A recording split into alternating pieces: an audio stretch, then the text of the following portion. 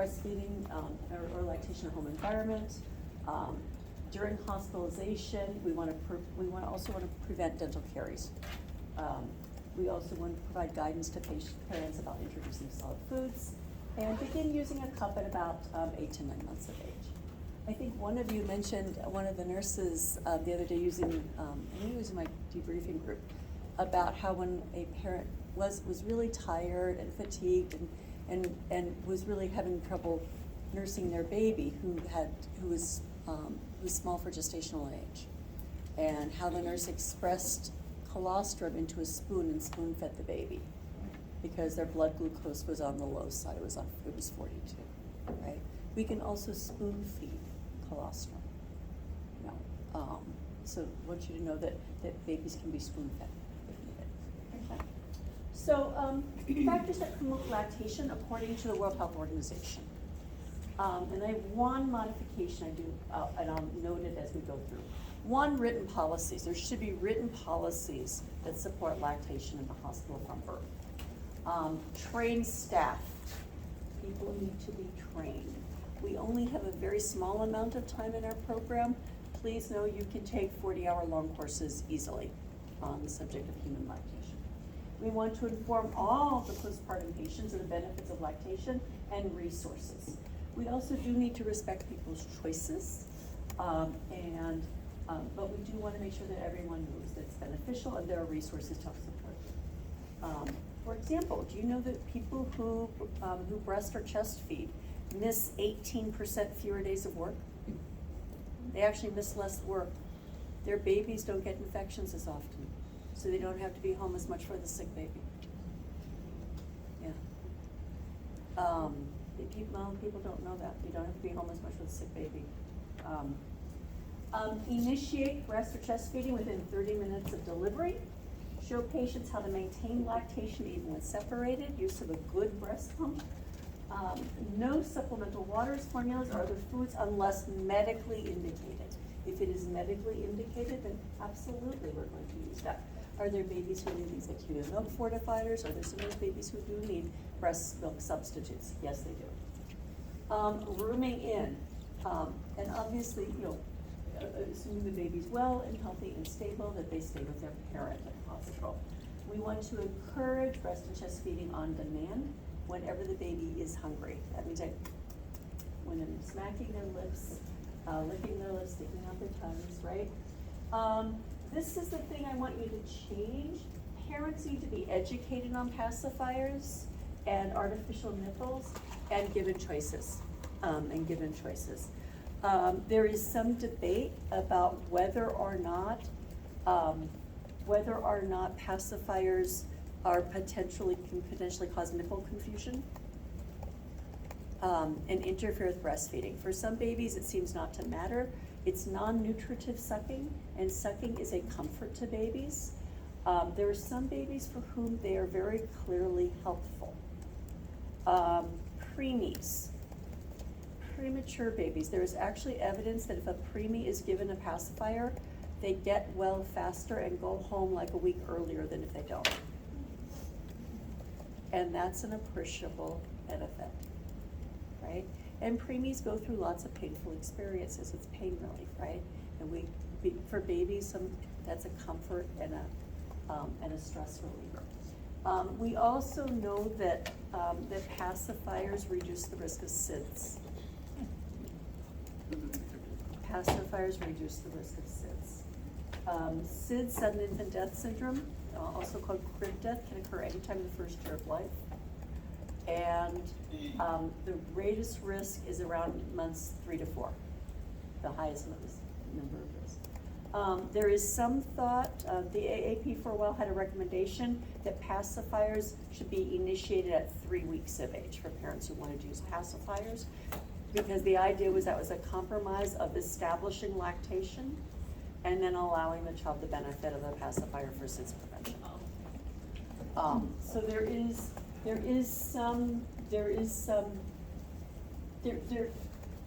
the last chapter has not been written on artificial nipples. Okay. The last chapter has not been written.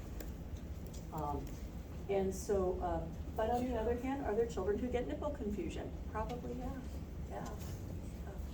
yeah. And so, so there's pluses and minuses, and we talk to parents and make choices, right? And let parents make choices, right? We should also offer lactation support groups as well. Okay? Tools for lactation. This is one type of breast pump. This is called a pump and style. Double electric pumps get the best supply. A manual pump, like a single manual pump, is good for maybe an occasional night out. But for somebody who's like working outside the home 40 hours a week and doesn't have their baby with them, they will get carpal tunnel syndrome before they get enough milk supply, right? Seriously. You're not gonna get enough from that. Sometimes breast pumps are kind of a get what you pay for sort of thing.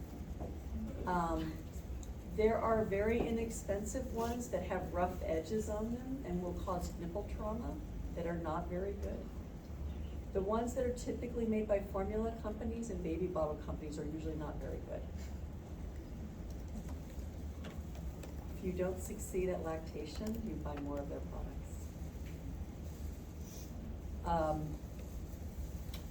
So there are, I would check with lactation on the latest and greatest. The ones that you see at the hospital, the gold colored ones, yellow gold colored ones, those are Medilas. That one is a Medila.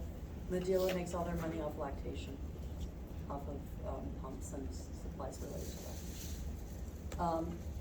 There are, however, some other ones. There's some people who like the Avent ones, and Avent is a bottle company. But there are also some other ones beyond that too. But a double electric pump there's been research on this, maintains prolactin levels best. Maintains prolactin levels best. Okay. I'm not currently sure what insurance companies are covering, because that sometimes changes with politics actually, oddly enough. The ACA required coverage of breast pumps. However, it got, and they would cover like rental, like you can buy pumps, double electric pumps for rent. Like that Symphony pump, you can buy that to rent, or you can get it to rent, sorry. But then it kind of changed and it went to where they would only cover a hand pump, which is not very good if your baby's in NICU. It's not gonna give you enough stimulation to get the prolactin levels high enough and maintain a good supply. That may have changed back, I'm not sure. But lactation and your lactation consultant will know the best on what's currently being covered by insurance companies. That gold pump, by the way, you see at the hospital, it's a $2,000 pump. Yeah, that's why they're usually rented. It's usually about $60 a month. Yeah. By the way, how much is a year's worth of formula in terms of cost? A lot, and typically more. Yeah. The machines that you're talking about? Yeah, they do. Oh, okay. Yeah. This particular one can be purchased. This one, last time I checked, I think it was about $500, $600. Yeah. Yeah. I was, funny story, I had one of those, like Yep. a super expensive one. Yep. And I was traveling East Coast for a business trip. Yep. And I packed it in my luggage, and when I arrived, it was in pieces with a note from TSA, we inspected it. Oh yeah, that happened to us They too. thought it was a bomb. Same. Yeah. Wow. I was like, literally, like, hand expressing over the sink, because I was so full by the time I got there, I was like, are you gay? Yeah, the note. That's Yeah, ours is awful. That's awful. Yet TSA doesn't know what to do about lactation. I mean, you might About a have, lot of stuff. they really don't know what to do about that. Yeah, I mean, there was one horror story of a parent who was told to taste their own milk because they didn't want to believe that what was in the bottle was really, you know. I mean, yeah, I know. It's abusive, isn't it? Yeah. Yeah. It's a violation, yeah. Yeah, CSA does not know what to do about lactation. Yeah, they really do not, unfortunately. So yeah, it's, yeah. Yeah. So, in any case, people also want to pump as often as they would nurse the baby. Okay? Roughly around every 3 hours if people are while awake, if they have a baby in neonatal ICU. We do want neonatal ICU parents to be able to sleep, right? There are some other supplies. These are breast shells. And I have some of these to pass around. These are breast shells. These are worn inside the bra because it puts pressure on it. It can be used to collect milk actually, but it can also be used when a patient has inverted nipples because the pressure pushing this against the nipple with a bra on can help the nipple extrude a little bit. So breast shells might be a strategy to use for patients who have inverted nipples. There are different size flanges because there are different size breasts and nipples. And so like here, so here's a different flange, and these just snap off. So. Oh, here. They do snap off. There we are. They come apart, so people can put the type of flange that works best for them. So these are breast shells. Some people also recommend wearing them if their nipples get sore to keep the bra off of them. Some people have used it for that reason. There are also nipple shields, and they come in different sizes. Those can also be helpful for patients who have inverted nipples to help the baby latch because they protrude out just a little bit. So for people who have flat and inverted nipples, those can be strategies that can be used. Let's see. All right. So let's talk about a few. Oh, and I do want to mention too, for a patient who has flat or inverted nipples, they can also use the pump to help pull out the nipple and then get the baby latched too. That's another strategy. So there's breast shells, nipple shields. You can use a pump to help extrude the nipple. Again, eventually, for people to establish a good milk supply, they have to be able to nurse the baby eventually. Most people. So getting the baby latched is important for breastfeeding and lactation symptoms. All right, so now then, infections, right? Plug ducts, mastitis, and abscess. If there's an area of the brain that, area of the breast that isn't draining well, then it can become a plug duct. People can get a plug duct. A plug duct will cause a tender mass, but the patient plug duct. And this is not a plug duct. This is mastitis. So, but people start with a plug duct.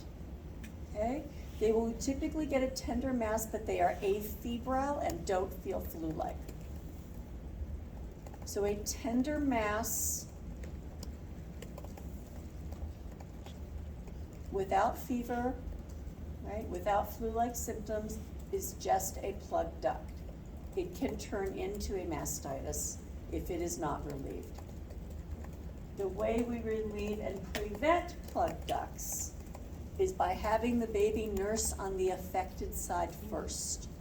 Nothing will drain the breast like the baby. Okay. Nothing else works as well as the baby. And so also massaging it, putting heat on it, people can take a washcloth, run it under some nice warm water, not so warm that it's scalding obviously. Place it over that area of the breast, they can massage it and then get the baby latched on and help drain that so that a mastitis doesn't develop.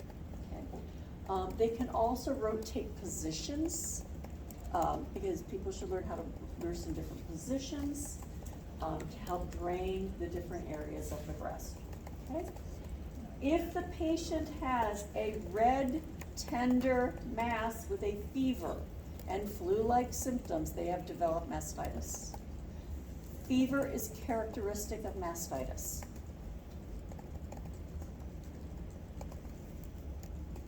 So if they're afebrile, it's not mastitis. Okay. For mastitis, they really, really need antibiotics. Usually it's a cephalospore like dicloxacillin, because you need good tissue penetration. Good soft tissue penetration in order to be effective. You want to do all of the other relief measures I already mentioned, including having the baby help drain it. Some people wonder, won't the baby get infected that way?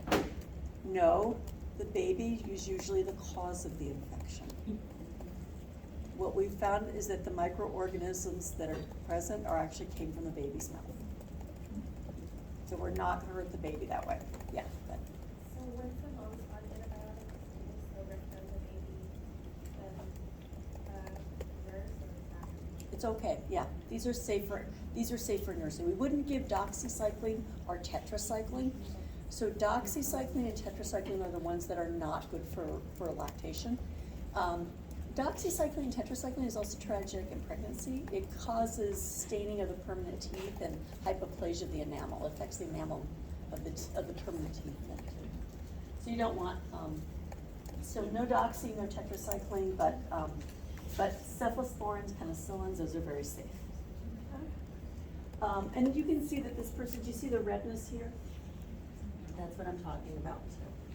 Now then, it is possible for a mastitis, if it's not well treated, for it to wall off, that soft tissue inflammation infection, for it to wall off and form an abscess. People can get breast abscess. Breast abscesses must be surgically drained. So we want to prevent that. So we want to prevent the progression we want to prevent plug ducts.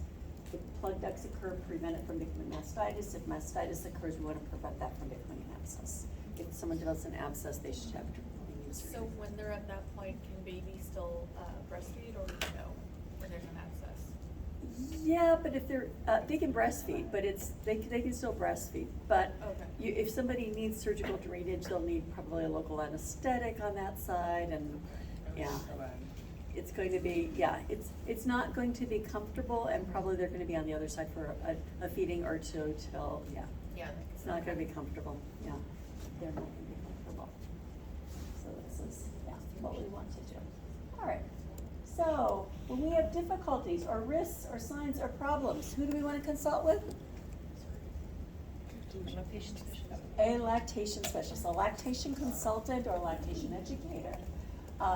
And some of you might have the opportunity to see the lactation consultant doing rounds on your patient, by the way. And I encourage you to observe when lactation comes around, definitely. Some people wonder if they can be placed with a lactation consultant. They don't start as early as your shift needs to start or stay as late. So we need you to be assigned to one of the staff nurses of the unit, and use the opportunities that you have available to you on postpartum. If whenever possible to observe. And so a lactation consultant or a lactation educator. And ideally, we call from the start. The earlier, the better.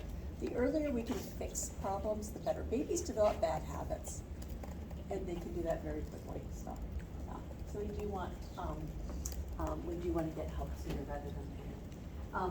And the sooner we correct the latch. Having a good latch means a lot. The more likely the parent is to establish a good milk supply and not have significant pain or problems. And so we want to do that and make sure of that. All right, just to show you this, you don't really, this is the diastasis recti, so you have your rectus abdominis muscles here, right? And during gestation, they have to spread to allow the uterus to grow. That's what's happening. So there's very typically a gap between those muscles after delivery. And so not for the first 2 weeks for sure, maybe not for 6 weeks if you've had surgery, if you've had a cesarean section, right? Because we had to go between this for the C-section. So and suture this. So this needs a chance to heal. So I usually tell people, when you are rested and ready and you're not hurting, that's a good time to start your crunches. Just help strengthen the abdominal muscles, okay? It's not unusual, by the way, after delivery for a patient to have even a 3 or 4 finger breadth gap between these muscles. it takes them a little while to get back in shape. So one of the reasons when you've seen nurses do fundal massage, why they can go so deep, is because these muscles are like this. Okay? So does it start to look a little less mean than it was before? Yeah, Is good. the uterus actually going past in front of those muscles? No, Oh, okay. it actually isn't. Although you can palpate through it, the fascia is there. Okay. So the fascia being the membrane covering the muscle, there's still that linea alba in the center Okay. that, yeah.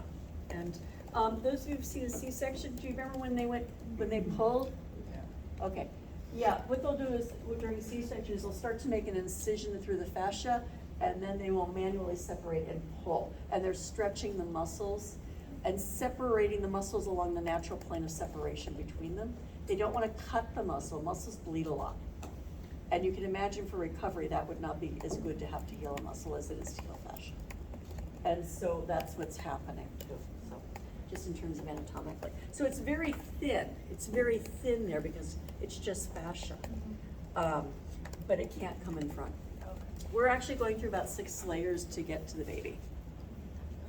The skin and the subcutaneous tissue and then the fascia. We're going between the rectus abdominis muscles into the perineum. We have to create a bladder flap usually and bring the bladder down off the surface of the uterus before we go through the uterus and the bag of water. So that's what's happening during a C-section. Usually it takes about 10-12 minutes to get the baby out, and then maybe about another half an hour to 45 minutes to repair. So that's what's happening. All right. So involution. Involution is the process by which the uterus goes back to a non-pregnant size, right? That contractile process. The full involution takes 4 to 6 weeks. This is why there is such a thing as a 6-week postpartum checkup. It's making sure the uterus is back down to its normal non-pregnant size, right? Lactation helps this process. Because when people release oxytocin to release hind milk during lactation, that oxytocin helps the uterus contract. And uteruses can get quite small, just from the thought process of lactation, right? And so full bladders can get in the way of involution, so an empty bladder in the early days and hours after birth is significant. Keeping a full bladder can prevent uterine contractility and can contribute to bleeding. Can even lead to hemorrhage. So keeping that bladder empty. Remember that people have some bladder insensitivities. That's one of the things that we're monitoring for them. Subinvolution of the patient's uterus is contracting inadequately, and they're, even if they're not bleeding, the uterus isn't shrinking like it should. There are medications like Methergin that can be used for that. Misoprostol can be used for that. We also, by the way, commonly give those medications after a postpartum hemorrhage, just to help keep the uterus contracted. We may have some ongoing oral. You can give Methergin orally. There are Methergin tablets. There's also, we can give misoprostol orally, right? That's how it was originally developed as an oral drug. So we can continue to give medications if we need to orally. Endometritis is an infection of the uterus post-delivery. This is a good thing to take notes on. Endometritis, people will, and I think I have it here. Here we are. And the etiology, it's usually caused by ascending bacteria during birth, including strep and staph, but also others can cause endometritis. I've seen GBS endometritis, even though GBS doesn't usually hurt pregnant people. Yeah. And so the incidence after a normal spontaneous vaginal delivery is less than 1 to 2%. After a C-section, it varies, but 10 to 21 times the risk of risk of infection compared to a normal spontaneous vaginal delivery. So the most major risk factor for infection is cesarean section. Is risk of infection a potential diagnosis for patients in a C-section? Could be, right? Yeah. If somebody's had lots and lots of vaginal exams or a really long labor, could that be a risk factor? Yes. Yeah. So can people get them with a vaginal delivery? Sure they can. All right, and here's the actual data. This was kind of classic data. I know this article looks a little old, at 2004, but it was the largest study. It was a 5-year study at a major hospital looking at thousands of patients. So it was one of the things that made us think, maybe we need to be looking at this, right? And by the way, that's even if the patient didn't labor. That's the risk with a C-section, is no labor, repeat cesarean, no labor, primary cesarean. The odds ratio, the frequency, so compared to vaginal delivery. All right, risk factors, cesarean, obviously. Chorioamnionitis in labor. The patient had chorioamnionitis in labor is a risk factor for endometritis afterwards. Prolonged later artificial rupture of membranes or prolonged rupture of membranes. Now, if a patient had artificial rupture of membranes, do use some judgment here, right? If a patient had artificial rupture of membranes and delivered their baby within an hour, is AROM a real issue for that patient? No. I don't think so. If, on the other hand, the patient was AROM 15 hours ago, maybe, right? That's a more serious issue. So do add it all up. It's not just like you punch the button with this risk factor and it automatically happens. So, all right, internal monitoring, right? Whenever we do something, we bring, because those monitors, right? Those probes are going through the vagina, right? We might be wearing sterile gloves, but that monitor, even though the inserter is removed, went through the vagina, right? And the things that colonize the vagina and are healthy for the vagina are not so healthy inside the uterus, okay? So that's a problem. Intrauterine pressure catheters, same thing, obviously. Presence of meconium, and that could be kind of more of an association that's, it's hard to tell if that association is causal. I don't necessarily think that meconium causes infection, because it's not like other poop, right? It was effectively sterile. It came from the baby swallowing their own skin cells as they were growing inside the uterus, in a relatively sterile environment. I'm just kind of wondering if it's a representation for stress. Why do babies pass meconium? They're either old enough to do it or they're stressed. And when somebody's stressed, do they have more vaginal exams? Yeah. So presence of meconium counts, but I don't want you to think that, the baby's poop is making this happen. It's not like this is effectively a sterile product because the baby's passing it inside the uterus. Okay. All right, colonization with GBS, chlamydia, mycoplasma, ureaplasma, or bacterial vaginosis. So if a patient had bacterial vaginosis during their pregnancy, that could be a concern. More than 4 vaginal exams in labor. If a patient has anemia or low socioeconomic status, that's a risk factor. Okay. Symptoms: fever, tachycardia, like any other infection, right? And think about it, this is a major infection. This is a large central organ in the center of this patient's body, right? Hypotension, uterine tenderness. And when I'm talking about tenderness, I'm not talking about the type of, sometimes people use tenderness as a word for pain. I don't, okay? There's a difference between soreness and incisional pain and tenderness. Tenderness, if you've ever had a cut that got inflamed, the pain that was in the inflammation is what I mean by tender.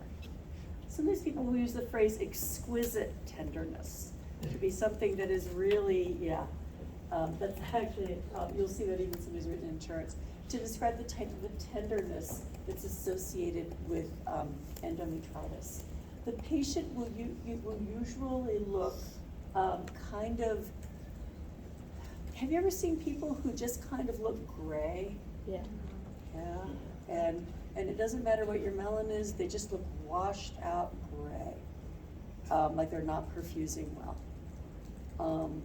And that's what I'm talking about. That's what endometritis looks like. People will feel like they've been hit by a truck, only instead of max sulfate, they've got a fever. and a really tender uterus. Their lochia might also be foul in odor.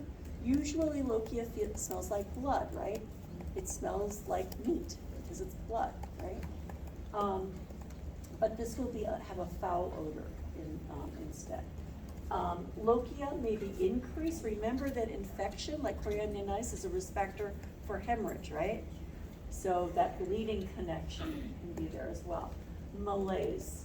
This is the feel like you've been hit by a truck. You're fatigued in a different way, right? Everybody gets tired from labor. Everybody gets tired from being pregnant. But this is I don't want to pick up my bones from the bed type of fatigue.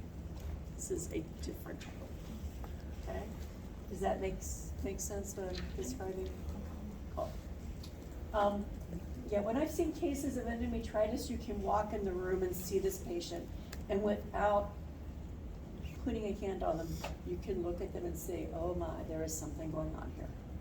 You've got something, right? You can see it. It's so pronounced. Workup is a CBC, complete blood count, an ultrasound for retained fragments. Retained fragments of placenta can also lead to infection. Clots or fluid. Just like any other infection, like an abscess, we gotta get any infected material out, right? Also consider that cultures will be done. They may include blood cultures, lochia cultures, urine cultures, because we just want to rule out any possibility. People can develop sepsis and septic shock from endometritis. So this is serious. Remember, it's on a top 4 list of what are the causes of maternal mortality. Our treatment, antibiotics, the regimens vary. Doxycycline, metronidazole, levofloxacin, Augmentin, anthoclebulate. Gentamicin, clindamycin are common regimens. Again, doxy we wouldn't use for a patient who's lactating, although you might commonly see like Augmentin and gentamicin as a combo with potential addition of metronidazole. A DNC is possible, dilation and curettage, if there's any material inside the uterus to help empty. Okay. And again, endometritis may lead to sepsis. There are other infectious processes. Mastitis is another one. There are wound infections that are possible. UTIs, including pyelonephritis, so kidney infections. There's also thrombophlebitis in terms of possible causes of infection at this point. All right, let's talk about VTEs. Okay, VTE. So venous thromboembolic disorders, right? All patients should be assessed for VTE risk at multiple intervals in their pregnancies. I put this topic in the postpartum section because that's when VTEs are most common. But at any time, if you saw a patient who said, my 23-year-old brother had a stroke, at 23, you would be alarmed by that, right? You would say, 23 is an unusual age to have a stroke, right? And you'd say, you would alert the provider. And additional discussions may be had, potentially genetic screening, things like that, right?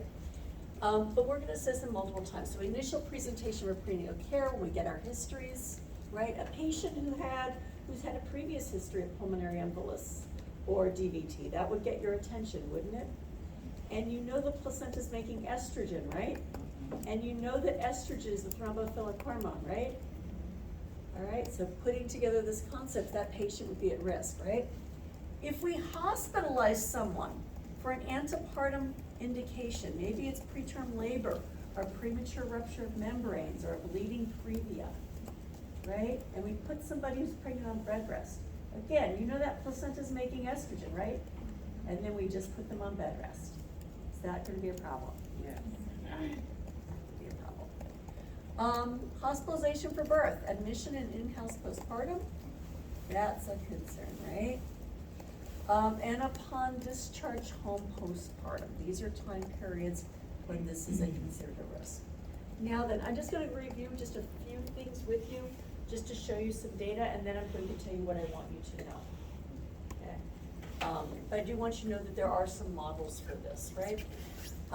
There are risk assessment systems. you know how we love these scales, right? We have latch scores, right? There are also scoring systems for VTE. I am not going to ask you to memorize them because they come in sets and there are lots of them. I do want you to know they exist, okay? But serious issues, previous VTE, that would get your attention, right? Somebody who's had a clot, you know, who's in the years of between 15 and 44, that would be an unusual thing. Reduced mobility, you know that's an issue, right? And that means bed rest or bathroom privileges for at least greater than or equal to 72 hours. If they had a thrombophilia, if they genetically have a condition that makes them more at risk. Okay. And probably the most common ones, you don't have to write this down for me, but it's, if you're interested, like a factor V Leiden mutation is one. There's something called MTHFR genetic variants, people who have variants in their folic acid metabolism. And they are at greater risk. You know, if you have somebody who has something like that in themselves or their family, that would be a concern. Acute infection or rheumatic disorder creates some risk. Pregnancy itself creates a little risk. BMI greater than 25 creates some risk, right? One of our #1 interventions, encourage ambulation whenever possible. There are times when that's not possible. A bleeding previa would be one of them, right? But otherwise, we're getting people up, right? We're not gonna have people ambulate if they've got preeclampsia with severe features, for example. There's sometimes when you can't, yeah. Which risks would you want to I'm gonna get there, I have a slide on that, yeah, I have a slide on it, yeah. Yep. Ambulation. Maintain full ambulation whenever possible, ensure hydration, use SCDs, mechanical prophylaxis while in bed. Okay, everybody knows that, right?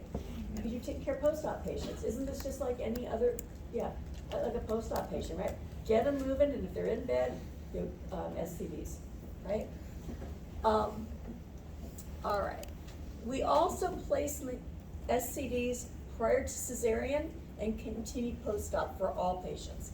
Anybody notice that when they did when the surgeon came in for a C-section, those of you who observed the C-section, that the provider typically asks, are the SCDs on? Are they turned on? Did you notice that? Yeah. I'm seeing some nods, yes. This is why. This is exactly. And they need to be the knee length high ones, not the little foot ones, but knee length. Okay? And so, all right, I want you to know that people with additional risk factors may need unfractionated heparin or low molecular weight heparin. And you're like thinking, Susie, this person's going to have surgery. We're going to give them heparin? Isn't maternal hemorrhage the leading cause of maternal? Yeah. Do you see the balance of risks that have to, where we are in terms of risk? Yeah. There are some people who need Lovenox or heparin in order to prevent them from having a VTE. This whole dynamics around bleeding and clotting is a huge issue, right? So our friends in California, when they looked at people who had died from VTE, who were 28 out of the 29 were postpartum. That's why I put this in your postpartum slides, because this is you can see that this is mainly where the risk is. Okay.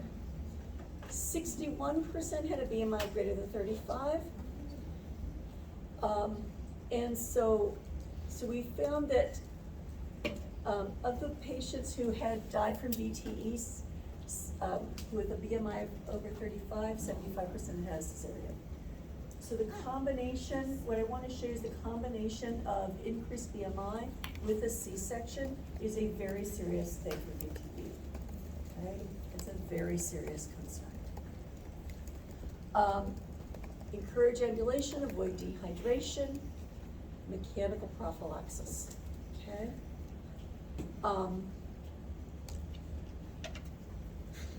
Okay, so this is what I want you to know. And by the way, there are people who are high enough risk that they have to have a specific anticoagulation plan. because they are at high enough risk. All right, this is what I expect you to know. I do not expect you to memorize a list of coagulopathies and risk assessment tables for VTE. I do expect you to understand and apply the following points. Prior medical history, inclusive of genetics, the idea there's something in somebody's family could matter. Looking at more closely at our cardiovascular histories, right? BMI, bed rest, and cesarean are all key risk factors in the development of pregnancy-associated VTE.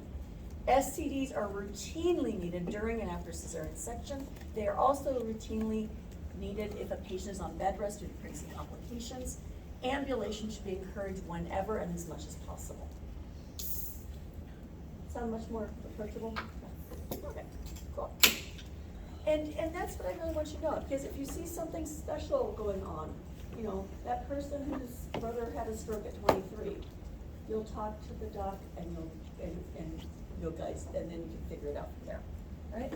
All right. Patients with high-risk histories, genetic thrombophilias require additional measures and consultation with provider. Protocols should be made and anticoagulation therapy considered. So that's what I want you to know. Okay. All right. Would you like a 10-minute break? Yeah. Okay. This is a good break. Just the pause. They kind of just forget. You always get called right when class needs to start, right? All right. So let's talk about care of the perineum next, right? So, first degree. First degree refers to a laceration of the skin or mucosa. And that goes no further, so just skin or mucosa. These heal very quickly and very well. If you have ever bitten your cheek or split your lip, that's a first degree. Right? Mucosa, like the vagina and the labia minora, heals very quickly, but it does sting, right? These are also well innervated tissues. Okay. So, but it can sting, especially with voiding, right? There's a second degree. Second degree goes through skin or mucosa and into muscle. Usually the superficial and deep transverse perineal muscles for those of you, and I just want you to know it goes into muscle. Third degree goes into the anal sphincter. Fourth degree goes into the rectum. The biggest risk for getting a third or fourth degree laceration is having an episiotomy cut. Kind of like fabric. An intact piece of fabric is pretty tough and will stretches better. But if you cut it, has anybody ever cut a piece of fabric and then ripped it? Yeah. So, and the evidence is most third and fourth degrees occur when, as a result after episiotomy. Now, are there some times when an episiotomy might be appropriate? Yes. If this is a provider discretion thing, but if the baby's heart tones are really low, and we're trying to get the baby out in a hurry. So for some people believe that fetal indication is the only reason to cut an episiotomy. There is something to the philosophy that if there is a laceration, it only goes as far as it needed. And doesn't go farther. On the other hand, there's also some thought that having a straight cut is easier to suture and repair than a jagged one. So there's differences of philosophy. But the philosophy is to go less and less with doing things like episiotomies, and to instead really control delivery of the head whenever possible to try to prevent lacerations. So for healing the perineum afterwards, right? First and second degree lacerations, the peri bottle. Remember the squirt bottle? Any of you see the squirt bottle in postpartum? Yes. Some of you will be there on Friday prior to postpartum and see the squirt bottles, right? Whenever the patient voids, hand them a squirt bottle, fill it with warm water, and have them start squirting before they start peeing. The reason you do that is to dilute the urine to prevent stinging when they void. It prevents stinging on the laceration. Because urine is caustic, right? It has ammonia in it, and so that will sting a cut, right? You know, so if you've ever had ammonia on a cut or bleach on a cut, it stings, it burns, right? Right? And so urine has some degree of ammonia on it, so that, it's using the Perry bottle and having the patient squirt and then start voiding is helpful. It's also a stimulus to void too, right? So that's something. That's one thing we can do. Ice for the first 24 to 48 hours is another thing. Ice will reduce edema, potentially prevent hematoma, and that helps maintain approximation, right? So ice for the first 24 to 48 and a Perry bottle. For pain, usually things like, things like ibuprofen or Tylenol are helpful. That can be adequate, is usually adequate. Positioning for comfort,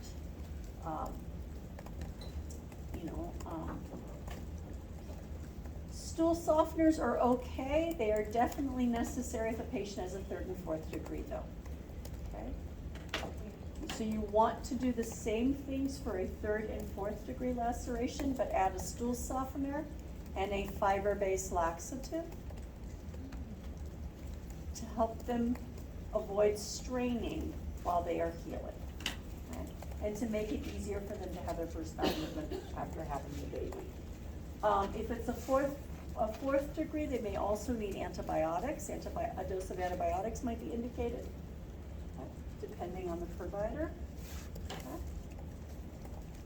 And again, ice.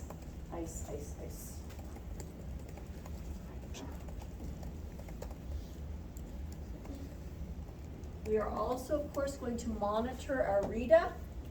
We are going to have frequent pad changes, right? And we're gonna monitor our Rita. Analgesics and topical anesthetics can also be used. There are topical anesthetics like Americaine gels and sprays and things like that. Dermaplast, I think, is one too. So there are topical anesthetics as well as analgesics like Tylenol or acetaminophen, right? This is called a sitz bath. If this is used, this would be used after 24 hours.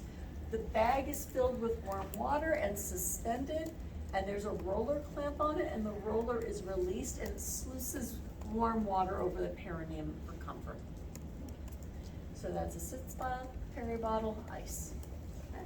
Yeah, Why are we waiting 24 hours to use that? we're icing them first. Oh, okay. We're icing them first, helps shrink the vessels, reduce bleeding, swelling, prevent hematoma, and then this is the warm water. But warm water feels better when people pee, so we'll do the Perry bottle in the first 24, but yeah. All right. Questions about that? Yeah. I just wanna double check I got this right. So the first surgery is just, it goes into the mucosa, right? And then Mucosa or skin. You can also- or skin? Mhm. Yeah, mucosa and or skin. And then the second is, it goes into the mucosa, but it also goes into the muscle. Correct. And then third is anal sphincter, Yep. and then fourth is going into the rectum. Yes. Okay, I just Yep. wanted to double check. You got it. All right. And then for our patients who are having C-sections, what do you monitor at any surgery? Like everything, yeah. Like vitals, Bleeding? bleeding, yeah, bleeding, vital signs, right? Yeah, vital signs, recovery from anesthesia, depending on the type of anesthetic. The recovery from anesthesia. Additional risk factors and responsibilities, we already know about VTE prevention, right? We already know about infection prevention, right? Antibiotics, by the way, are routinely given to all patients having a cesarean section right before the surgery, preferably, it's usually about a half an hour before is preferable. If we have an urgent cesarean, we might be running them as we begin. It's usually 2 grams of Abseth is the most common antibiotic given. So we're gonna give antibiotics, we're gonna have SCDs on, right? All of that. Where we know that lactation, people have bigger challenges with lactation, so we're gonna get the baby up there as soon as we can after delivery, right? People can be repaired and hold their babies, right? And so, we, and our vital signs routine, it's usually Q4 for 1 hour, Q30 times 2, then in 1 hour, then in 4 hours, then in 8 hours, and every 8 remaining. And of course, you can always get vitals whenever you want, right? Q4 times 4. I'm sorry, this is Q15, 4 times 1 hour. So Q15 times 4, Q30 times 2, then in 1 hour, then 4 hours, then Q8 hours for the remainder. We're going to also monitor their Foley, right? They will have a Foley until they're able to get up out of the restroom. We're gonna have them ambulating, getting them out of bed the day after their surgery. So the day after their surgery, we're getting up to ambulate, right?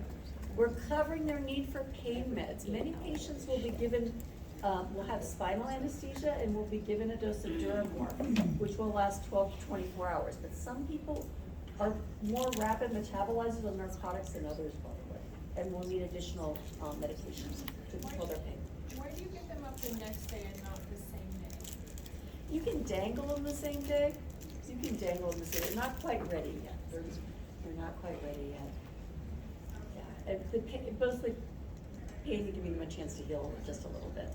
And remember, we've got to have the anesthesia wear off. We want them to be a little more stable. But usually it's the next day. Usually the next morning.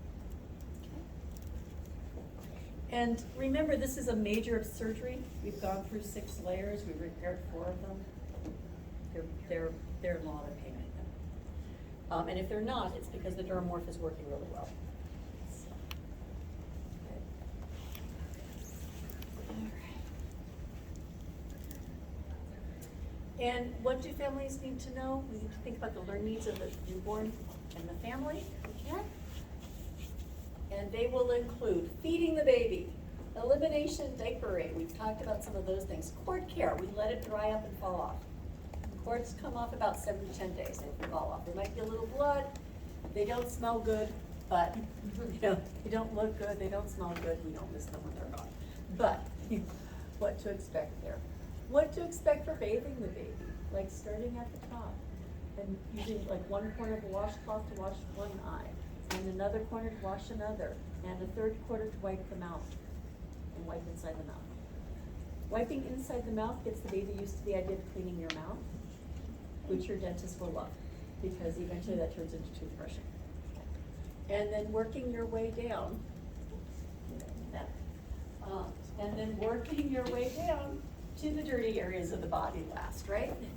Just like bathing anyone else, right?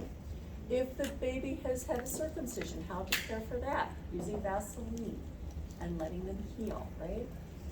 The sleep states of the baby, normal traits of the baby. Did they have their car seat, right? Postpartum, breast or chest care. And how to take, sometimes people might need to wear a bra at night. And wear breast pads for leaking milk. I also want to mention witch hazel pads, very good for hemorrhoids. Do some people get hemorrhoids when they give birth? Yep, all that bearing down for, if somebody, especially for people who've had to bear down for a few hours to give birth to their baby. Hemorrhoids are common in pregnancy, but then after pushing, they can definitely appear. So witch hazel pads are also a comfort too, right? Feeding and diet. People should normally eat to appetite, drink their fluids. We don't limit we don't limit fluids at that time. I've heard some people, say, some nurse told me I had to drink 2 big 2-liter bottles of water every day to breastfeed, and I couldn't do that. They'll get thirsty, it's okay. We don't have to push them too much. We don't have to push people too much. People get thirsty and will drink fluid. Elimination, okay. Sometimes it's helpful for people to have things like you know, a stool to put their feet up on, and use stool softeners, as I mentioned, after the baby. Or as someone laughed about at class one quarter, so a squatty potty is good? Yes, squatty potty would be just fine, because you wanna help position the patient to be more comfortable with elimination. Incision care, usually people will have had their staples removed or have them removed at a 2 or 3 day post-discharge checkup, right? And so basically we just want them to shower. Steri strips will fall off on their own, right? We just want them to shower, change their pads frequently, rest and sleep, sleep when the baby sleeps. Best advice I've ever heard, sleep when the baby sleeps.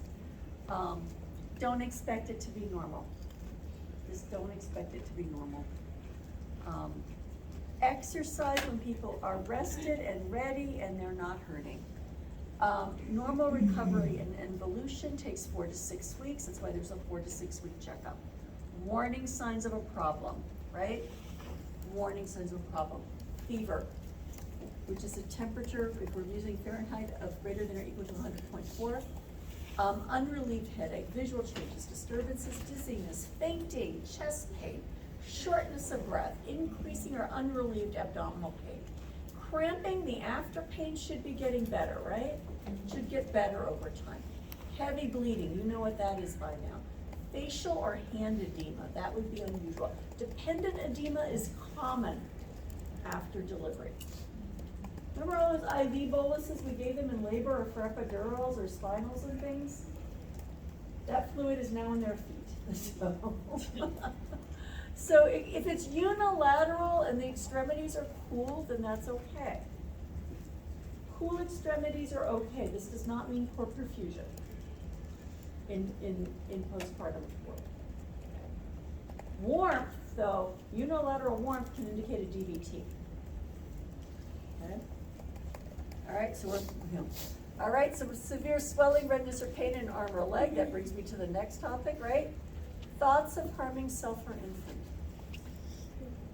Overwhelming fatigue, unable to take care of yourself or infant. Okay.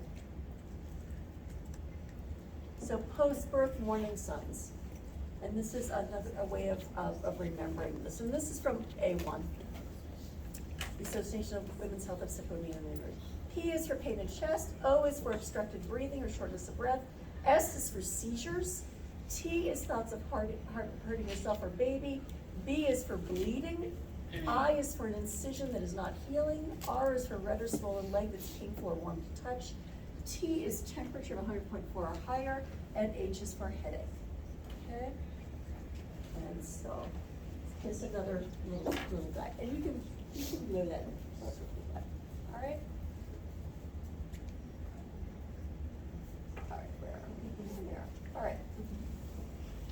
Next 6 weeks, taking in, initially, psychosocially, when a patient has a baby, and they have their baby in that first 24 hours especially, they are taking it all in. They typically are very receptive to anything that we tell them as nurses.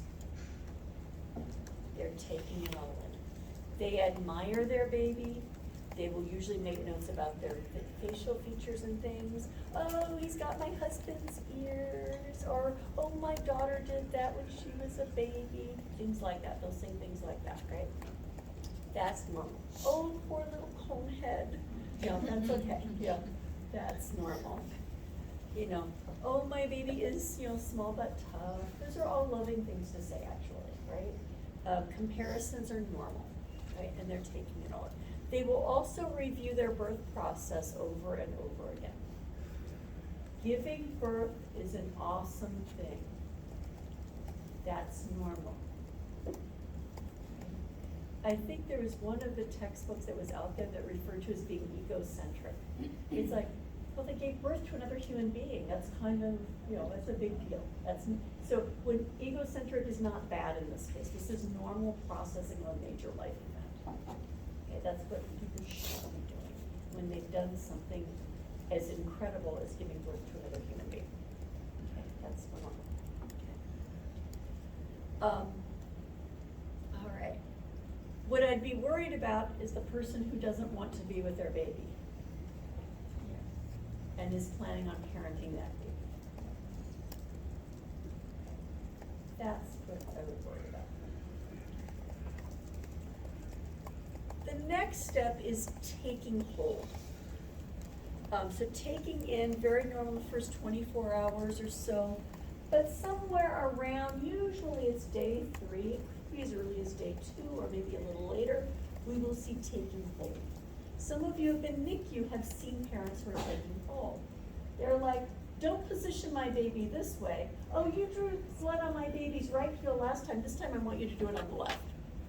They are taking hold of the situation and they're giving you instructions now. There's a switch in the power dynamic. That's their baby, and they are taking hold. That's their baby to parent, and that is normal.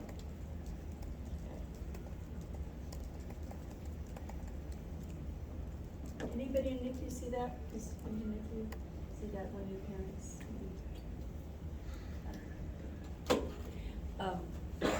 Eventually, like around 4 weeks or so, then there's a phase called letting go, where people they loosen up a little bit on the taking hold thing. They'll loosen up a little bit. All right, resting is a good thing. We want people to accomplish our activities of daily lifting. I generally recommend that people don't pick up things heavier than 15 pounds if they've given birth by cesarean section for certainly the first 2 weeks. People do not operate cars for the first 2 weeks after a major surgery like a C-section either. Okay. They should not operate heavy machinery, or some people like to say don't pick up anything heavier than the baby for the first 2 weeks. Other people should be taking care of the house. There should be somebody else at home with someone who has C-section for the first 2 weeks. They need to be on narcotic pain relieving medications. They have had a major surgery. And they have a dependent baby. If they fell asleep because they took 2 Percocet instead of 1 and didn't wake up because they were just too sleepy, too sedated on Percocet, you'd want somebody to be there for the baby, right? So, this is the only major surgery, and you've probably heard me say this before, where we send people home and say, take care of someone else. Okay? They need care too. They need care too. All right, we need to talk to people about having a chance to heal, right? Suture materials, except for the external sutures that we remove, the internal sutures all dissolve. Perineal sutures dissolve. They will usually dissolve in 3 to 4 weeks. Depends on the suture material though. Some suture materials might even, if it's, depending on the suture material, as early as 1 week, depending on the type of suture material, but as late as 4. Bleeding and involution, let me just also make a mention. The initial bleeding after delivery is called rubra. Lochia rubra. And this may be in your prep, but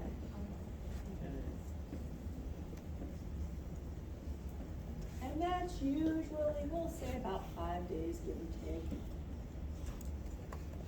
It will gradually turn into serosa, Lochia serosa. And that will be pink, like serous discharge, right? It will be pink. And that may last another couple of weeks, give or take, maybe 10 days. And then that will turn into alba, Lochia alba, which is white. And that will be a white discharge. And that will be, up to 4 weeks post-delivery.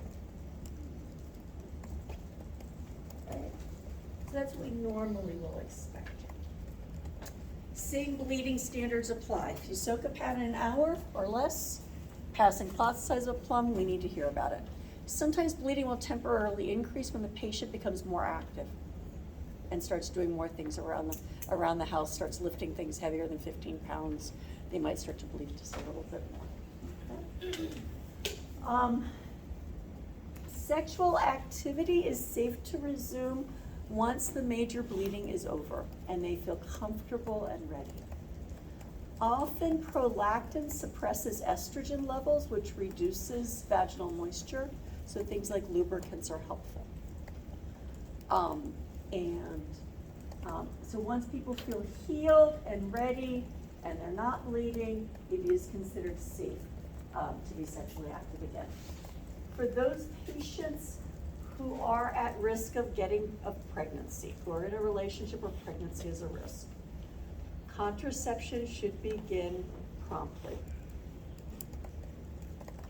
Lactation can sometimes suppress ovulation, but lactational amenorrhea method only works well if people nurse the baby whenever the baby wants, as long as the baby wants anytime, night or day. And we very seldomly do that well in the US.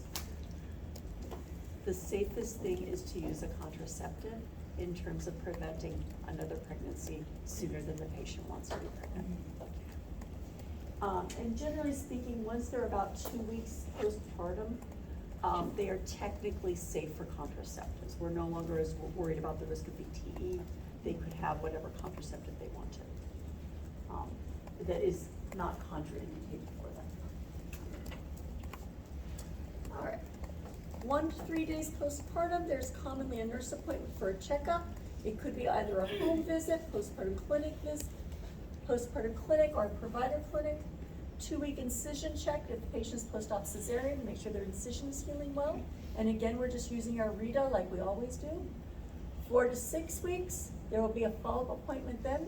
The components will vary, but they will include psychosocial. How are they feeling? How are they doing? Their sleep, lactation, pain, reinitiation of sexual activity. It will include a breast or chest assessment of the abdomen, pelvic exam, usually just a shorter version to evaluate recovery. We could expect complete involution and any repair should be well healed.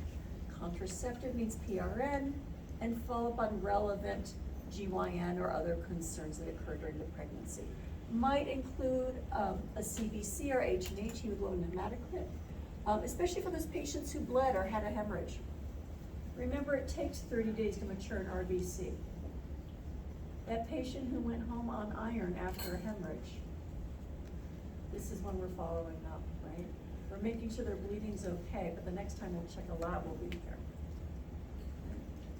An FBS if the patient was a gestational diabetic, to re-screen them, to see if they need ongoing diabetes management, or to see if that has resolved. We would recommend that they stay active, and actually that they stay on an ADA diet, just to reduce the chances of type 2 diabetes later on. And again, this will all be outpatient care. This will all be outpatient care.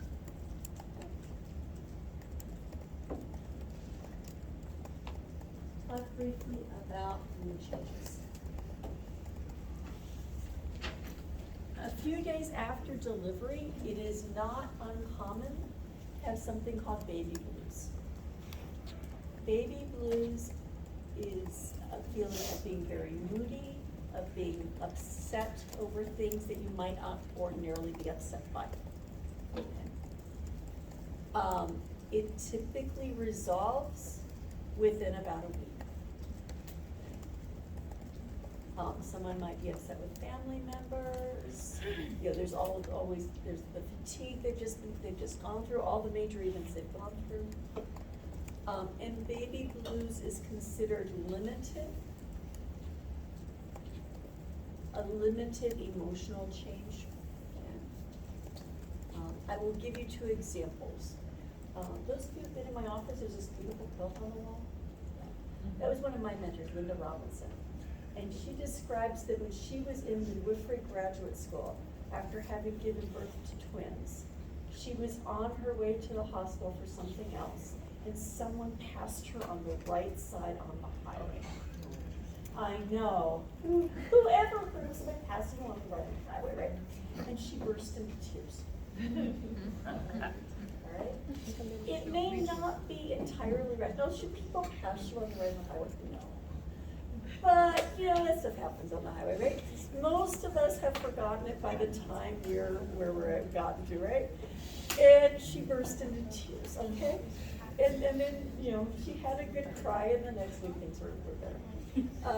Let's see, for me, I was sitting with my baby next to me, and there was an ad that came up for the Selective Service Registration. And I looked at my little baby book and I said, I don't want my baby to register with a draft.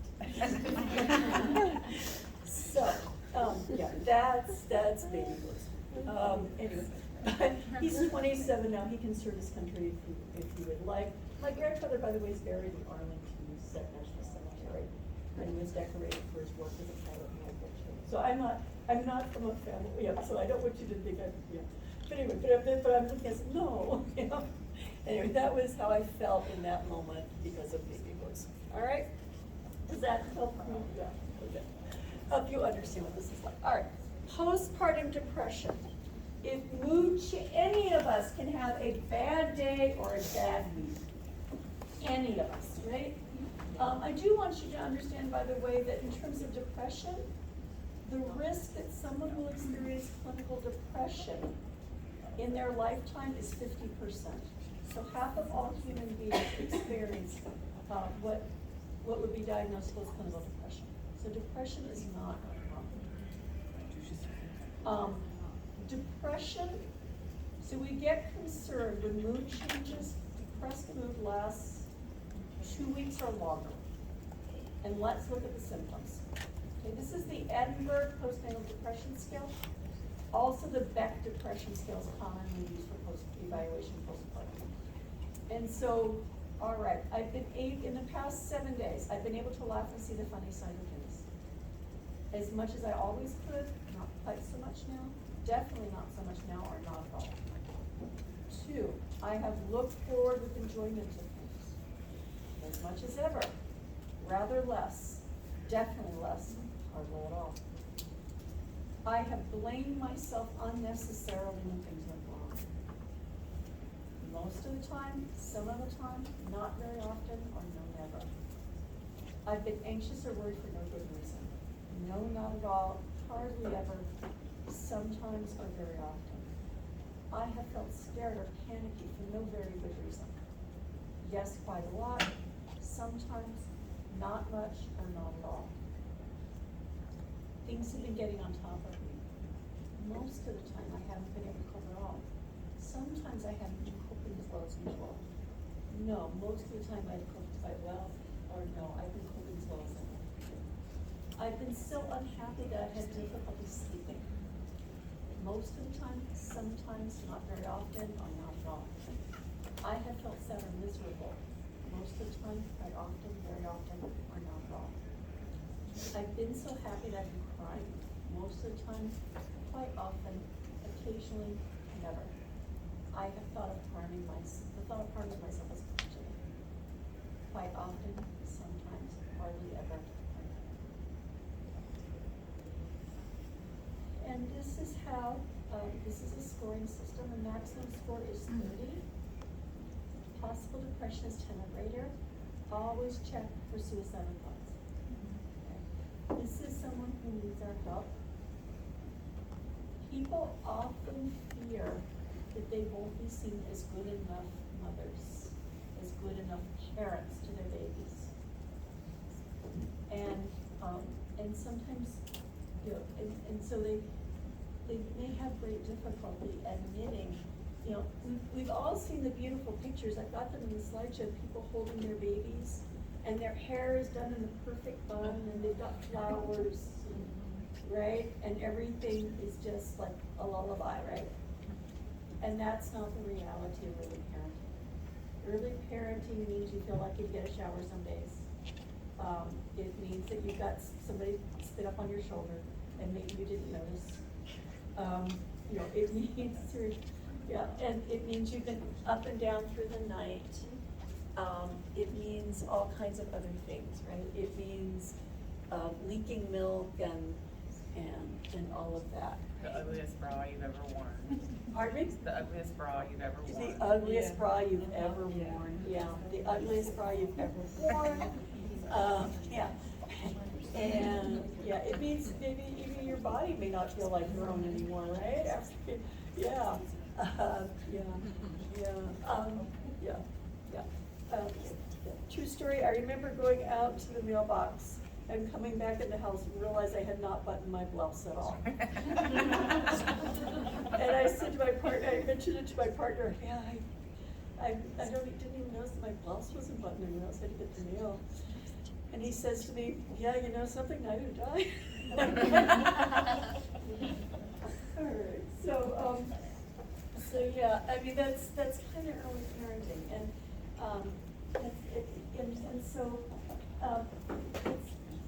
it's very hard. And when people have had a history of depression or anxiety disorders, it makes postpartum depression more common. And they are at risk. Treatment is the right way to go, and there is treatment that can help. SSRIs, cognitive therapy can be very helpful. We have ways of helping people, and we want them to know that we want people to know that getting help is being a good parent, that is in sharing, right? Do you think that some parents though, don't wanna tell people that they're having postpartum because of the stigma of losing your child, and so they're Yes. scared Yes. to let people know this feeling? Yes.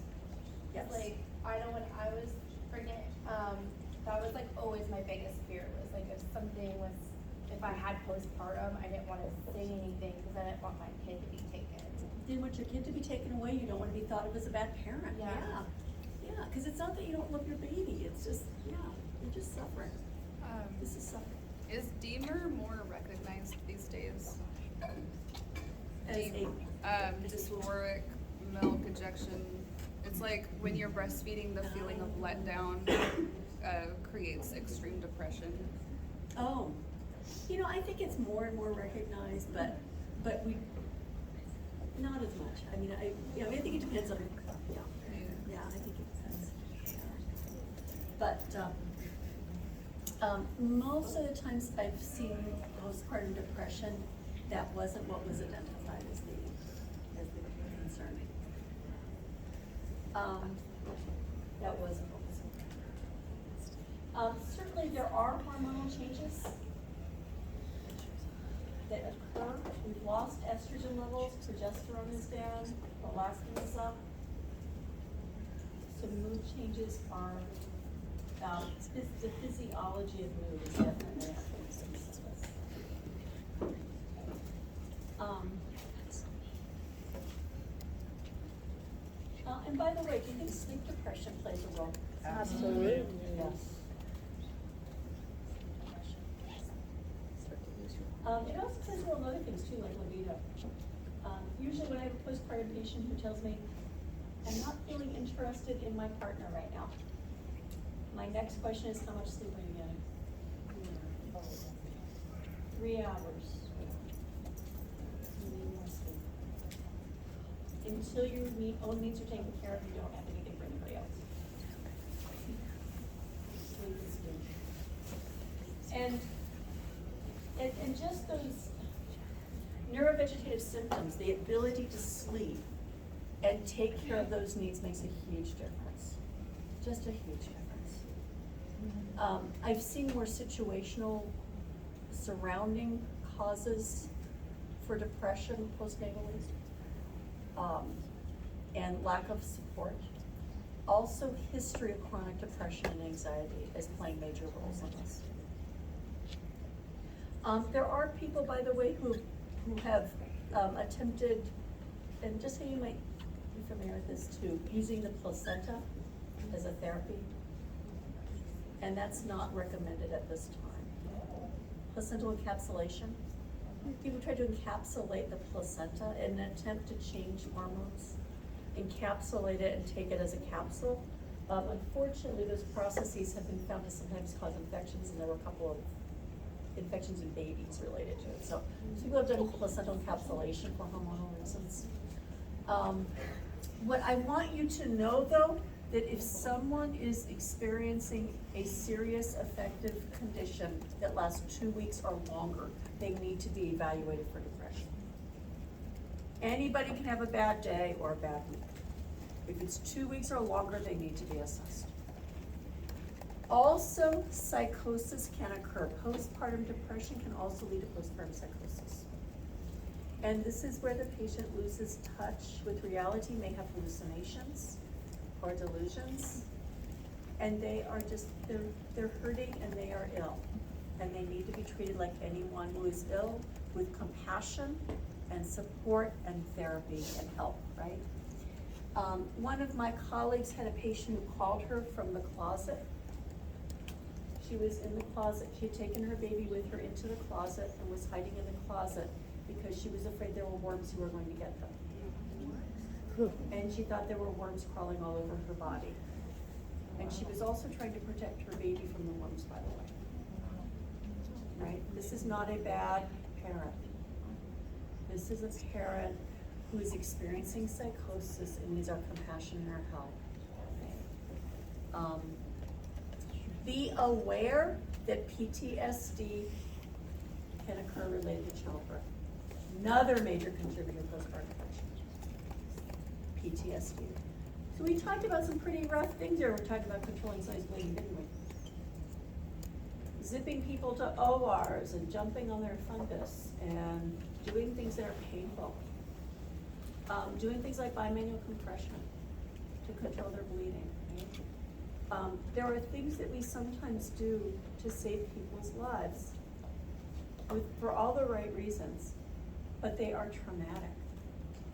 And if you can imagine being the patient who has to go through that, okay? This person who has survived all of that. Yeah, Miguel. I have a question about it. So like, I did postpartum, for my first rotation, and like, for me, I didn't notice like any of the nurses like teaching or talking about these things. Is that normally like a discharge thing or come with time, or how does that work to make sure the word is out for these patients? You typically at discharge will talk about mood and also that 1 to 3 postpartum visit and 4 to 6 week postpartum visit. We should be checking with the patient on how they are coping and how they are doing. There are also certain programs like early Head Start programs. I've been a nurse consultant for early Head Start before, and I would make home visits and do EDMER evaluations for depression. It ends up, by the way, and well, here's another thing. We sometimes say, and I hear this often sometimes when I bring up postpartum care. Some people will say, well, we just want a healthy baby. But what I want to tell you is the gestational parent is not disposable. And that the health of that parent is intertwined with the health of that child. The emotional health of that child is intertwined with the health of that parent, right? Neither one, they are both important. And I don't think that we should be thinking that one comes at the cost of the other. I think we need to value value their lives, right? They're together, right? The health of the family is together. So this is Postpartum Support International, and they had the best page I could find on post-traumatic stress disorder. 9% of patients will experience post-traumatic PTSD in one childhood. Traumas can include prolapse cord, unplanned cesarean, use of vacuum or forceps, baby going to NICU, feeling powerlessness, poor communication, lack of support or reassurance during delivery. Okay? People who have experienced previous trauma, such as rape or sexual abuse, people who have experienced severe physical complication or injury related to pregnancy or childbirth, severe postpartum hemorrhage, unexpected hysterectomy, severe preeclampsia or eclampsia, perineal trauma or cardiac disease. So I want you to make sure you know, right? If people are experiencing intrusive re-experiencing of a past traumatic event, flashbacks or nightmares, if they avoid stimuli associated with the event, thoughts, feelings, people, or places, or details, persistent increased arousal, irritability, difficulty sleeping, hypervigilance, exaggerated startles, anxiety and panic attacks, a feeling of unreality and detachment. This is what this looks like. It is temporary and treatable. And just like they had treatment during their emergency, whatever, if they were, whatever, just like they had treatment during the trauma, they need treatment afterwards. So this is one organization that I would recommend. Do we have these things somewhere? It's in your PowerPoint. It's right here. There's a PTSD narrative. I'm not going to read that now, just for sake of time. I had this quote on my refrigerator for many years. I have now memorialized it in the PowerPoint. I put it up there as a joke for my children. My mother had a great deal of trouble with me, but I think she enjoyed it.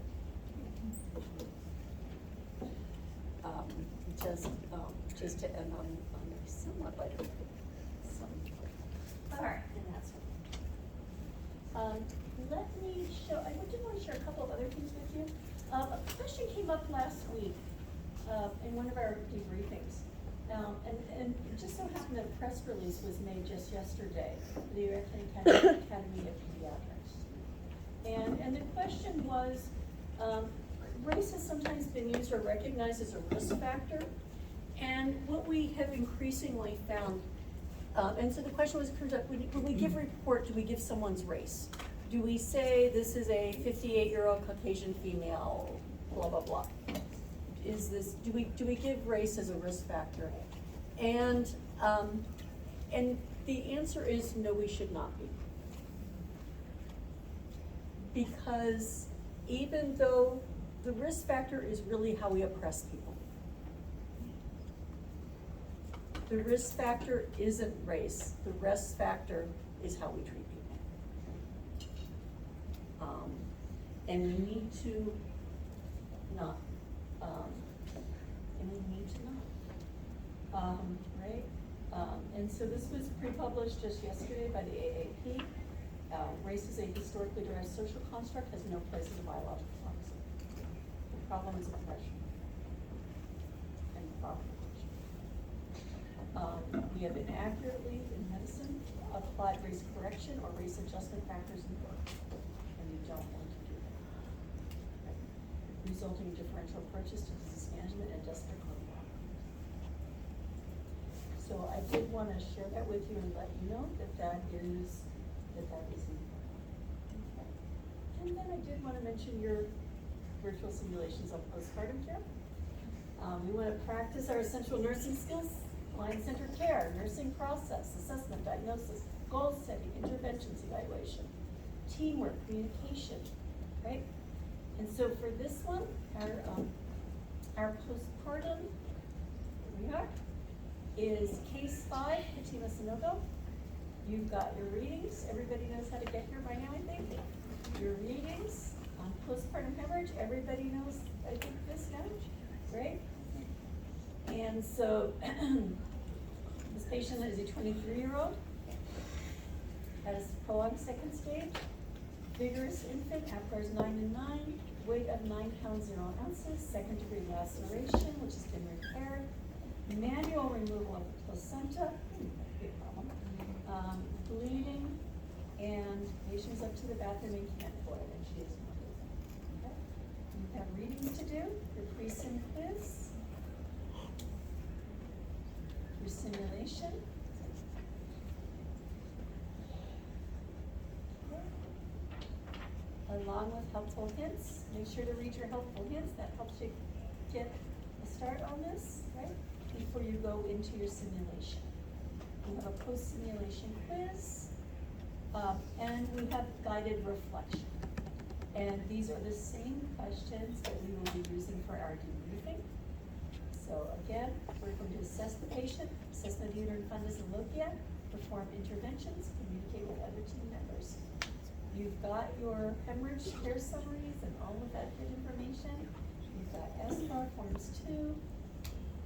All right, and I want you to go ahead and conduct your simulation. Our goal is to be the nurse.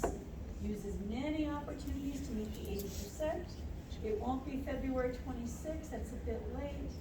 I do have the date in your calendar and I will update this. Attend your debriefing, fully prepared to share. Do your DASH survey and write up your questions. So, and actually,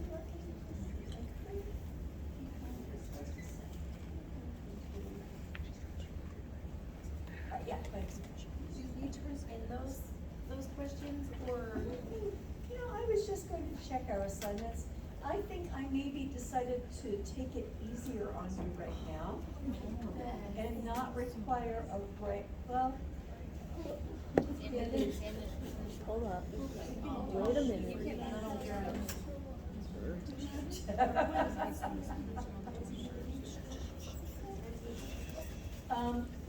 Just write up your notes and submit them, and if you complete the assignment, you'll earn all 10 points, okay? I'm not gonna grade them grade them. How's that sound? Did I do You're the best. Thank you. I love you, Susan. Just grade it on completion. Do what you do on completion. Alright. I'm not trying to make it hard though. Okay? You're the best. Alright. So here is your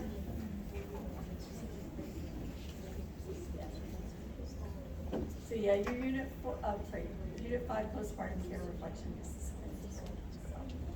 And I think everybody knows their modules. So this is unit 5 for us. We're going to unit 5. You've got your totals. You've got your study guide. You've got your PowerPoint, your pre-briefing, your reflection, your DASH survey, and the other things are just resources to read on. There's an author reference from Stanford on breastfeeding and lactation, which is good. And that needs updating.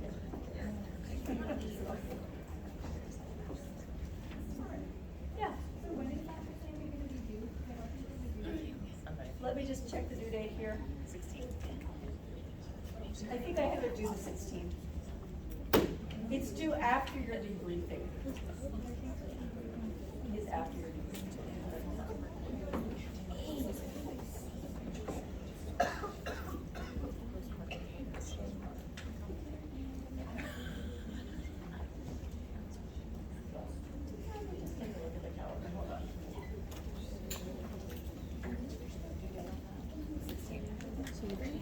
Alright, and then just a couple minutes.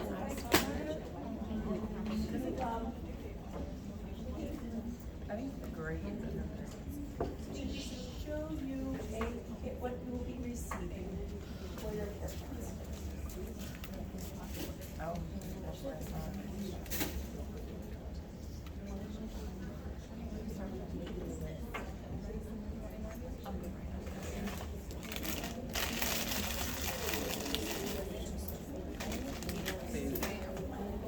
Stop.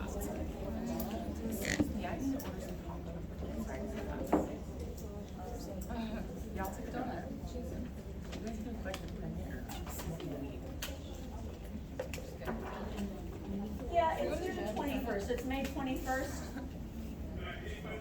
So you've got a long time to finish that. So your VSIM assignment is due the 21st. Your debriefings are actually begin on the 17th. So you have time. And I can fix the other due date too, don't worry about that. Cool. So I will fix the due dates this afternoon, they'll be on my to-do list. And just so you can see what I'm seeing. So here we are, here's our debriefings.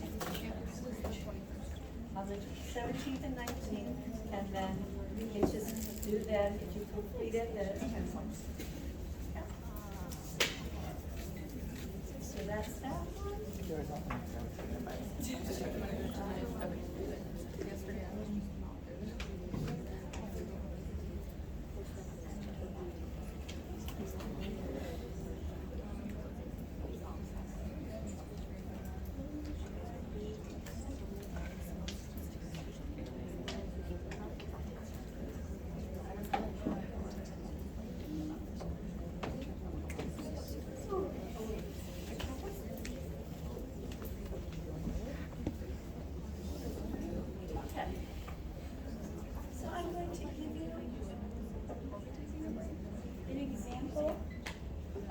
will be receiving. All right, so this is the modified family process paper, family nursing process paper. There'll be initials, yeah. Oh, sorry, no, I'm just. You're supposed to- I okay, cool. have, is this posted already? No, Okay. no. I'm sending this out to you individually because the cases are, there's 40 of them. And so they're different for everybody. So the goal of the assignment is for you to develop a thorough care plan for the postpartum patient and their newborn. These are randomly assigned. So I just kind of go through and, yeah. One alphabetical list, another alphabetical list, and match. Okay? Develop a thorough care plan for the postpartum patient and their newborn. You've been provided a written assessment, that's what's in here, which includes a history and most recent physical assessments of a postpartum and newborn dyad. These assessments will be the basis for your care plan assignment, which is called the modified nursing process paper. Our goal is for you to exercise clinical judgment in your choice of diagnosis, your prioritization, your goals, your interventions, your overall care plan. Okay? Following steps outline what you need to do to successfully complete your paper, and a copy of the rubric is provided for you as a reference. So step one, assessment. Highlight any significant patient variations or key data found within the assessments provided. A finding does not necessarily need to be an actual abnormality in order to be important to your care plan. It's significant and should be highlighted if it influences your care plan. So let's look. So this is a rubric. So here's the case, right? This is one I need to update the dates on. So this is a 16-year-old G1 P1001. Unsure LMP, due date, confirmed at 12-week ultrasound, date and time of delivery, EGA 39 weeks, prior medical history, eczema, etc. Psychosocial, psychiatric history, OBGYN history, current pregnancy, antepartum, intrapartum, postpartum complications, prior to reach confirmed with ultrasound, primary cesarean plan for breech, weight gain in pregnancy, 27 pounds. Tobacco denies, alcohol, occasion with 2 beers with friends, prior to pregnancy, denies recreational substances, denies, blood type of group. Excuse me.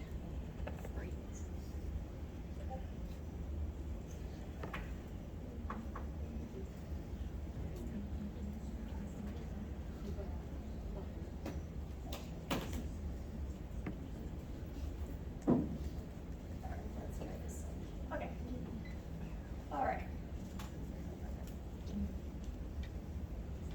Please excuse me, I'm trying to pull up things for you. All right, so do you see, there will be some labs present. Do you see what this will look like? You should assume that you have all the information you need. If there is something else that you would monitor in your care plan, please include it. Okay? As part of your care plan. So how did the paper deliver? Gestation rate when pregnancy began. Length of labor.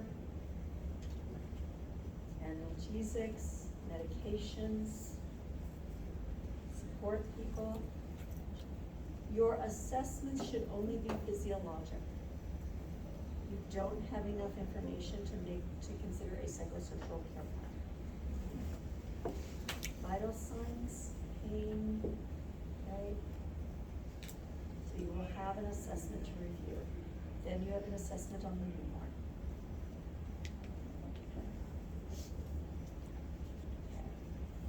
Then you have a brainstorming table. Okay? So coming up here, right? All right, so that's step one assessment. Step two, diagnosis with prioritization. Systematically review the complete list of NANDA diagnoses to determine which diagnoses apply to your given dyad. Alternatively, you may state a clear and distinct problem.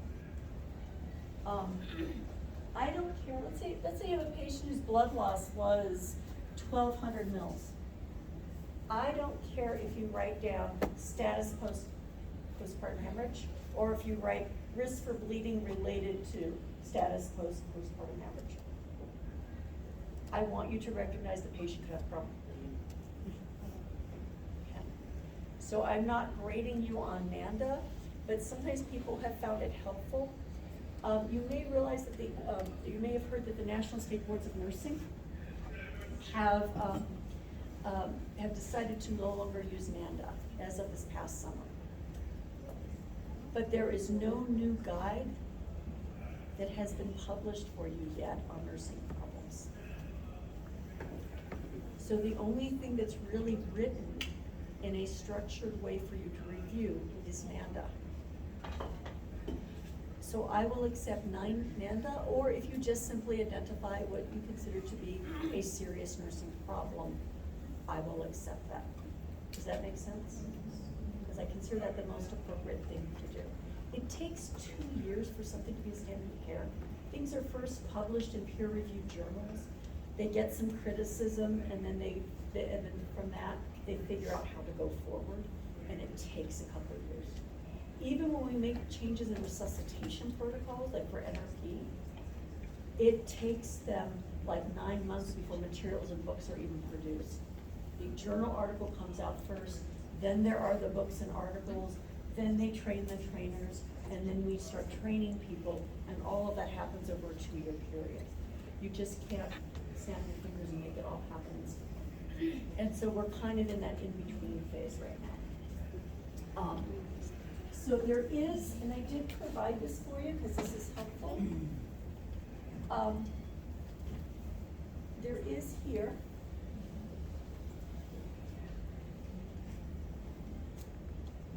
Okay, this is a table of contents for NANDA. And if you scroll back,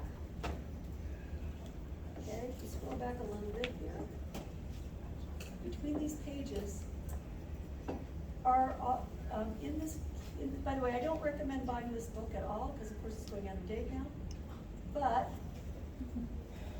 what I'm giving it to you for is if you needed to go through an entire list systematically of potential interventions, you've got them here, or potential diagnoses, you've got them here. So do you see here we have Class 1 health awareness. Well, I've already told you no psychosocial, right? So I'm not gonna worry about that, right?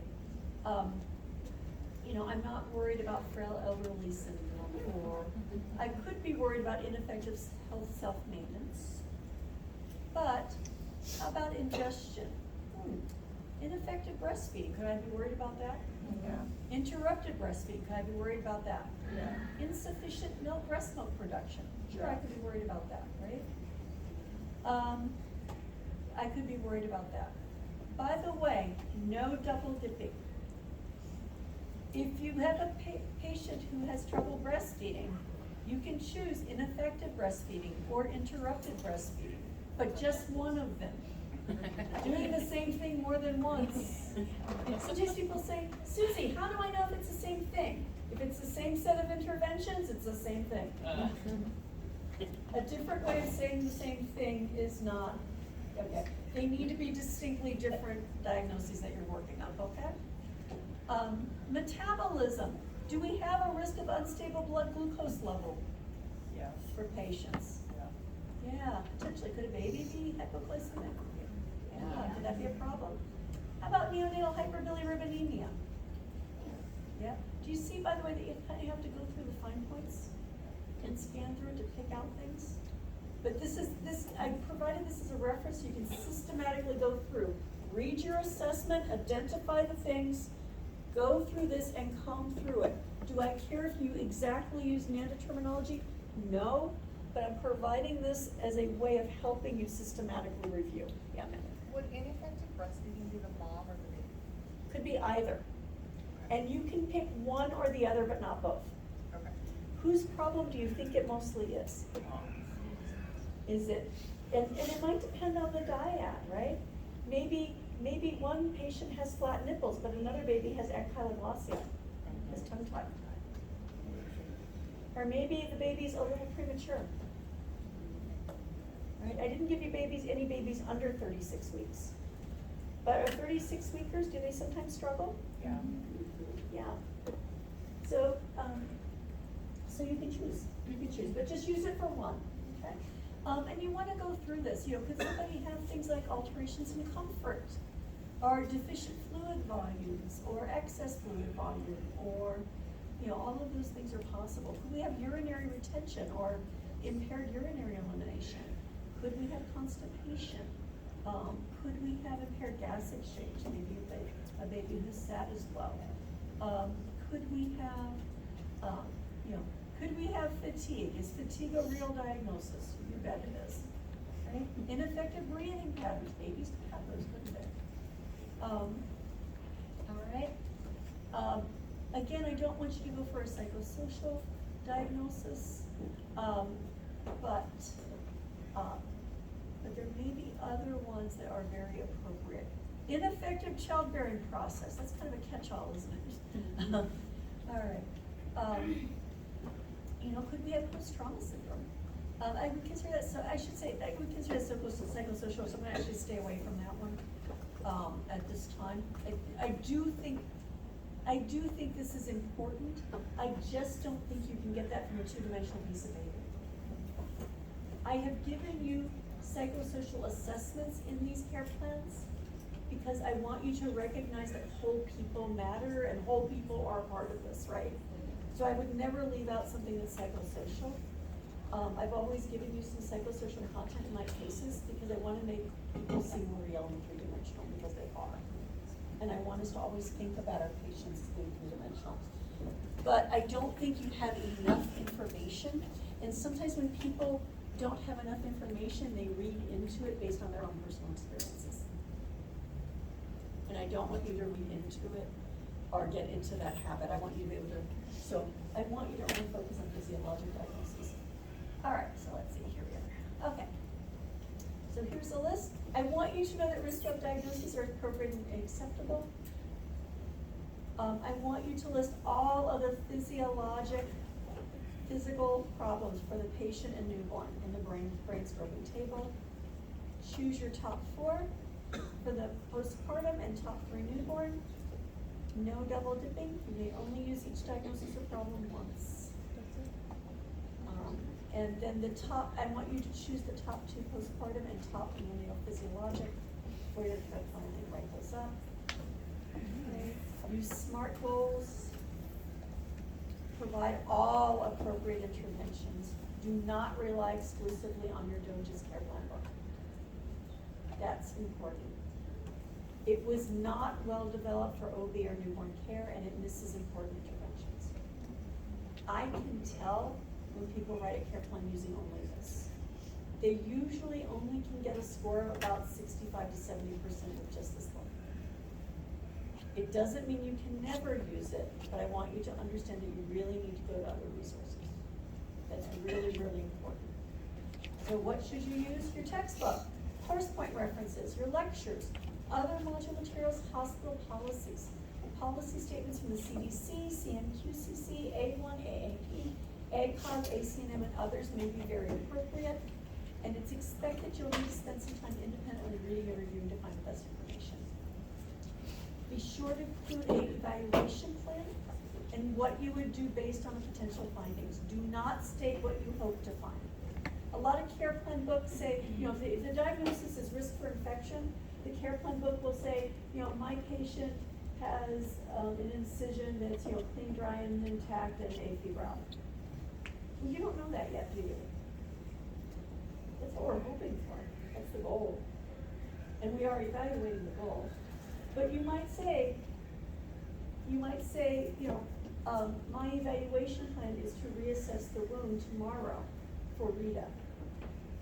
If I am seeing any redness, edema, or unusual or purulent drainage, then I will consult the provider for antibiotics. Otherwise, if the wound is clear, I'm going to continue to monitor. That's your plan. So what I want to see is an evaluation plan, not an actual evaluation that you can't conduct. I want to know that you know what to do for an evaluation. Do you know what to do for an evaluation? I have put it, I've spelled this all out for you in the rubric. We all use this rubric. If there is ever a question in the team of associate faculty, we've worked together one time now, They will ask me to sometimes co-evaluate a paper, or I will ask them to co-evaluate a paper. And if we're not sure, we check with each other, so we communicate and work together. And so, I want to highlight significant variance right there, 0 to 5 points. 7 priority problems for postpartum newborn are identified. Top 3 are supported by the assessment data, properly prioritized. Goal statements. Client-centered, consistent with the diagnosis, specific, measurable, have reasonable timeframes.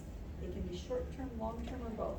If you're getting ready to discharge a patient, your patient is going home that day, it might be the postpartum clinic that's following up on your evaluation plan. So think about the timing of the care and when it's most appropriate to evaluate that patient. You do not have to be the one evaluating both will be appropriate. If we're discharging somebody, you can't play. There's always circumstances when you're handing off to another nurse. But I do, we're looking for each of those things. Interventions, problem solving, relevant and complete. It should include independent interventions, things the nurse can do on their own, interdisciplinary or interdependent care, consulting or working with another licensed provider. And it might be a lactation consultant, your charge nurse, pediatric provider, OB provider.